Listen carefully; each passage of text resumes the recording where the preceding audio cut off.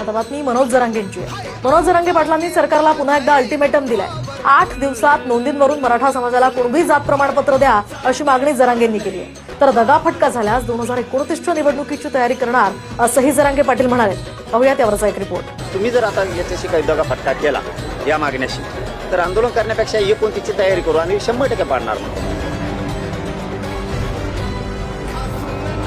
मराठा आरक्षणासाठी वेगवेगळ्या गॅझेट संदर्भात जरांगे पाटलांनी दौरे सुरू केले, पण आता दगाफटका केला तर आंदोलनापेक्षा 2029ची तयारी करणार आणि 100% निवडणुकीमध्ये पाडणार असा इशारा जरांगेंनी भाजपला दिलाय। नक्की तुम्ही केलेल्या कामाचं श्रेय नक्की तुम्हाला देणार, पण फसवलं तर सोडणार सुद्धा नाहीये हे मात्र लक्षात ठेवायचं। कारण तुम्हाला जर कायम मराठा समाजाचा चेहऱ्यावरती आनंद ठेवायचा असेल तर तुम्ही केलेले कामं हे तुम्हाला कायमस्वरूपी टिकून ठेवावे लागणार।